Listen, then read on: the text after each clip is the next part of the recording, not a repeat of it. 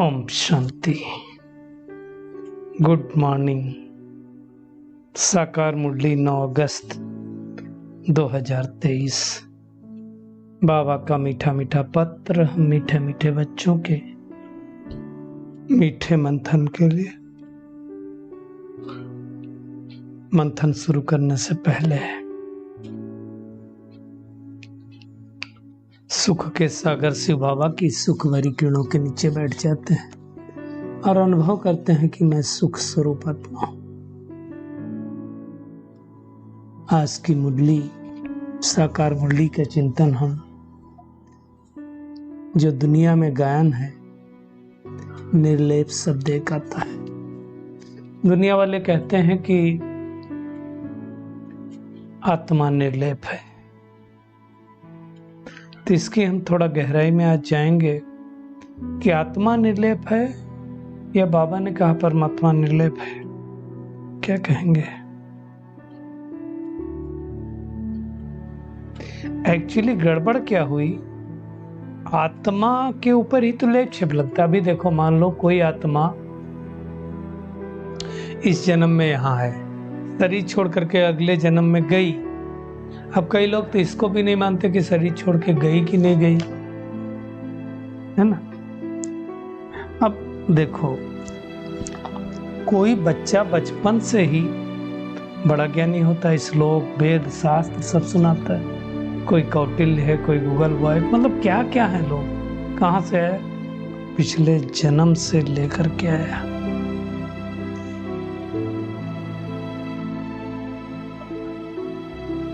तो लेके तो आत्मा ही जाती, इसका मतलब आत्मा पर लेप छेप लगता है। अब हुआ क्या है, चूंकि सभी ने, बहुत सारे लोगों ने कह दिया आत्मा ही परमात्मा है। अब अगर आत्मा ही परमात्मा है और परमात्मा के ऊपर कभी लेप छेप नहीं लगता, क्योंकि उसको कहा गया है वो सुख दुख से न्यारा है। इवन उसके लिए तो असोचता कहते हैं, अकर्ता कहते हैं। करता नहीं है, करवाता है। ब्रह्मा विष्णु शंकर से 3 कर्म करवाता है, इसलिए उसको करण करावन हार कहा गया है। मतलब करावने वाला है, करता नहीं है। अकर्ता भी बोलते हैं उसको। अजोनी, जोनि में, योनियों में मनुष्यों की तरह आता नहीं है। तो ये सारी उसकी महिमा है। और उसको कह दिया सर्वव्यापी, तो अगर आत्मा के अंदर भी बैठा तो आत्मा भी निर्लेप हो गई। एक्चुअली ऐसा है नहीं, आत्मा के ऊपर ही तो लेप छेप लगता है। आत्मा के तो संस्कार होते हैं। आत्मा निकल जाए शरीर से, फिर तो उसके कोई संस्कार ही नहीं है। शरीर के क्या संस्कार होंगे? आत्मा जहां जाएगी वहां संस्कार लेकर के जाएगी। इसलिए आप देखो, एक माँ बाप के 2-3 बच्चे होते हैं, सबके संस्कार अलग अलग। सबके संस्कार माँ बाप से तो मिलने चाहिए, लेकिन नहीं मिलते हैं। इसका मतलब आत्मा एक अलग आइडेंटिटी है। इसलिए कहा गया आत्मा अजर अमर अविनाशी है, उसका नष्ट नहीं होता है। तो बाबा ने कहा ये सब बातें कब समझ में आएंगी, ज्ञान की धारणा कब होगी? जब हम देही अभिमानी होंगे, अर्थात आत्माभिमानी होंगे। और जो आत्माभिमानी होंगे, जो अपने को आत्मा समझेंगे, उनको ही परमात्मा की याद आएगी, है ना। उसका गीत भी बहुत अच्छा है, तकदीर जगा कर आई हूं, तकदीर जगाने आई हूं। अब इसमें 2 बातें हैं। तकदीर जगा कर आई हूं, इसका मतलब पहले कभी हमारी तकदीर जगी हुई थी तब तो। अब वो तकदीर क्या हो गई? बुझ गई। तकदीर खराब हो गई। किसने खराब किया? माया रावण ने। क्योंकि अगली लाइन बहुत अच्छी, मैं एक नई दुनिया बसा कर लाई हूं। मेरी जो दुनिया बहुत अच्छी थी वो है मेरी तकदीर में, लेकिन अभी तकदीर दिख नहीं रही है। अब आत्मा परमात्मा को सुना रही है। किसे दिल का सुनाऊं फसाना, आंख मिलते ही बदला जमाना। मेरे होठों पे गीत किसी के, मेरे गीतों में बोल खुशी के। ये किसकी बात हो रही? परमात्मा से जैसे नयन मिले, आंख मिली, परमात्मा का ज्ञान मिला, तो गीत परमात्मा की आत्मा गाने लगती है ना। तो ऐसे रसीले कुछ नगमे चुरा कर लाई, गुनगुनाने लगती है हर आत्मा। हुआ चुपके ही चुपके इशारा, मेरे दिल को मिला एक सहारा। जो आत्मा बहुत दुखी थी, परेशान थी, उसको परमात्मा का सहारा मिल गया। आई मस्तानी रुतेल वेली, दिल बेचा मोहब्बत ले ली। किसी को इस दिल में छुपा कर लाई हूं, इसको छुपा कर लाई हूं, उसको छुपा कर लाई है आत्मा, जिसको कोई देख नहीं सकता। तो तकदीर हमारी जगी थी, अब फिर से उस जगी हुई जो तकदीर थी, जो बुझ गई, परमात्मा करके वापस जगा रहा है। तो अब हमें क्या करना है? उस सोई हुई तकदीर को जगाने के लिए उस परमात्मा को निरंतर याद करना है। आत्मा को जब तक शरीर ना मिले, आत्मा चुरफुर नहीं कर सकती, बोल नहीं सकती। ये सब बातें परमात्मा समझा रहा है। दुनिया में जितने सत्संग होते हैं वहाँ मनुष्य देहधारी सुनाते हैं, महात्मा सुनाते हैं, और यहाँ परमात्मा सुनाते हैं। This is the difference. नाम ही उनका शिव। शिव माना पॉइंट होता है, बिंदी होता है। ऐसा नहीं कोई परमात्मा बहुत बड़ा है, साइज में बिंदी ही है ना। एटम में तो वैसे भी बहुत ताकत होती है, गॉड पार्टिकल बोलते हैं उसको। तो परम पिता परमात्मा भी बिंदी है और हम आत्माएं भी बिंदी है। बाबा कहते हैं मैं मुझे कोई छोटा बड़ा नहीं बनना है, तुम छोटे बड़े होते हो शरीर तुम्हारा छोटा फिर बड़ा होता है, भगवान तो हमेशा एक ही जैसा रहता है। और हमारे नाम भी हमारे 84 जन्मों पे पढ़ते हैं। भगवान का सदा एक ही नाम, शिव। हमने 84 जन्म लिए, भगवान थोड़ी कोई 84 जन्म लेता है। बाबा कहता है मैं मनुष्य सृष्टि का बीज रूप हूं। गाते हो ज्ञान का सागर है, पवित्रता का सागर है। तो उस पवित्रता के सागर से अगर पवित्र किरणें चाहिए, ज्ञान के सागर से ज्ञान चाहिए, तो हमें देह अभिमानी बनना पड़ेगा, तब मिलेगा। बाबा कहता हर एक आत्मा को हक है परमपिता परमात्मा से वर्षा पाने को, परंतु हर कोई तो पाएगा नहीं। जो अपने को आत्मा समझ के उस परमात्मा को याद करेगा, उसको वर्षा मिलेगा, है ना। बाबा कहता अभी तो रावण राज्य दुखी दुख है। और हम याद भी भगवान को कब करना चालू करते हैं? जब रावण राज चालू होता है, मतलब जब हम दुखी होते हैं तब याद करते हैं। सुख में तो कोई याद करता नहीं, ऐसे कहावत नहीं बनी है। दुख में सुमिरन सब करें, सुख में करें न कोई, सुख में सुमिरन करें तो दुख का है को। तो कहावतें इसीलिए बनाई गई हैं।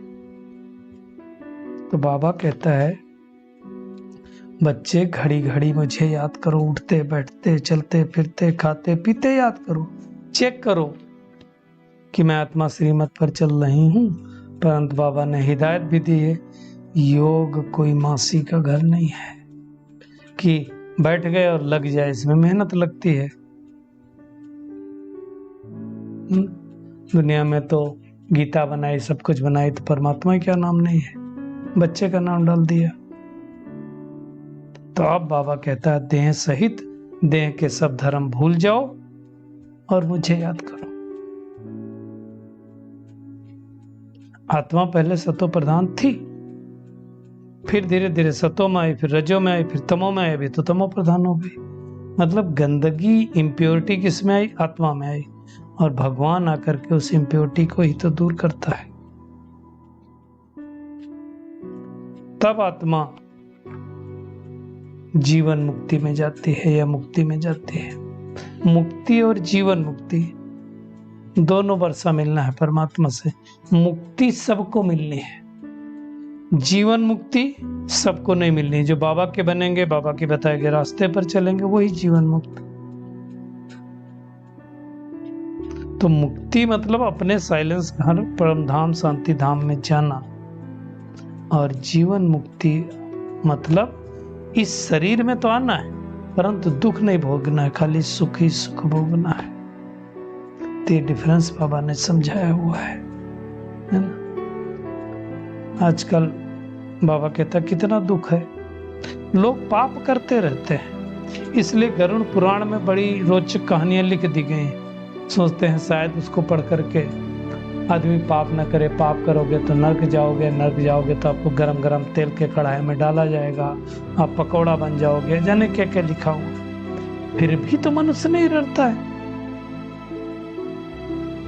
तो भगवान आकर के कहता है जब ऐसी सृष्टि बिगड़ जाती है, खराब हो जाती है, तब मैं ब्रह्मा द्वारा आकर के ब्राह्मण धर्म रचता हूँ, और फिर वही ब्राह्मण सूर्यवंशी चंद्रवंशी बनते हैं, और कोई नहीं बनता है।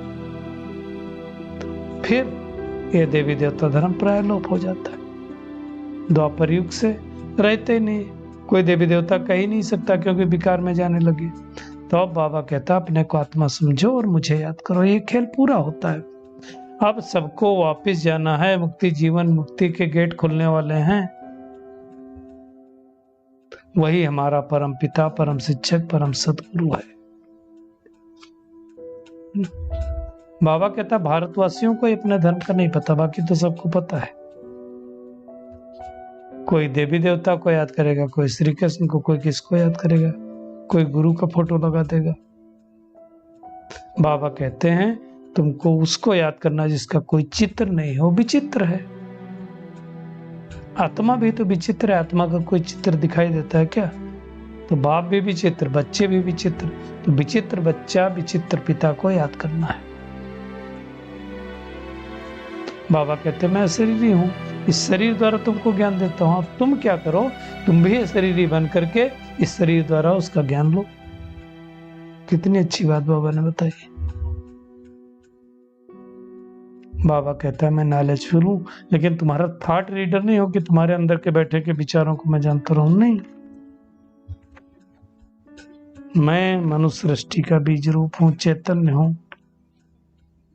शरीर तो असत्य है, विनाश होता, आत्मा विनाश नहीं होती। तो बाबा कहता है मैं निर्लेप हूं, वास्तव में मेरे ऊपर कोई लेप छेप नहीं लगता है।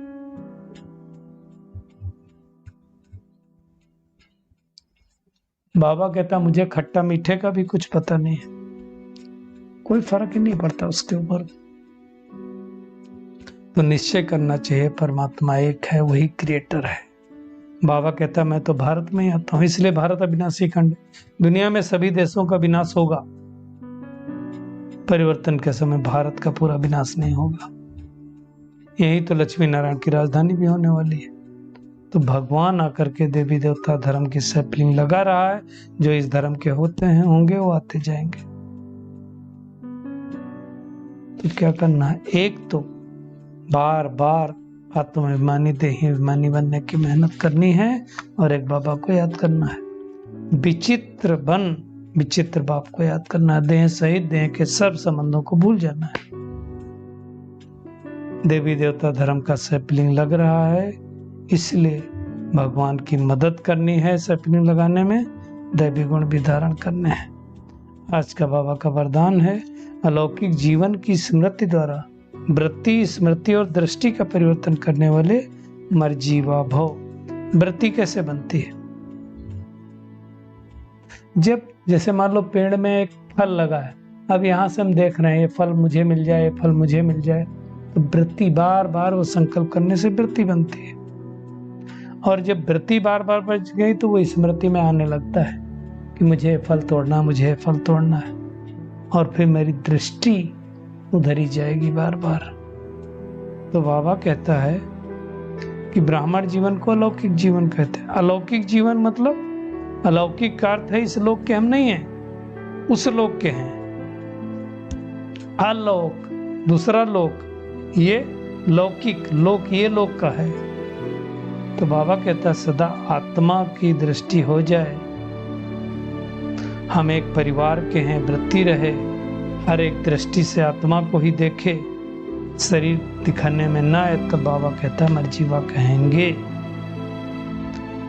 स्लोगन है सदा शुद्ध फीलिंग में रहो तो अशुद्ध फीलिंग का फ्लू पास नहीं आ सकता है। चलिए परमात्मा किरणों के नीचे बैठ जाते हैं और अनुभव करते हैं, मैं आत्मा इस तन में विराजमान इस देह से न्यारी आत्मा हूं। एक बाबा की याद के द्वारा, एक विचित्र बाप की याद के द्वारा स्वयं को पावरफुल बनाने वाली दैवी गुण धारण करने वाली आत्मा हूं। अलौकिक जीवन की स्मृति द्वारा अपनी वृत्ति, स्मृति और दृष्टि का परिवर्तन करने वाली हमारी जीवात्मा हूं। शुक्रिया मीठे प्यारे बाप दादा, शुक्रिया आप सभी का इस मीठे मंथन के लिए। ओम शांति।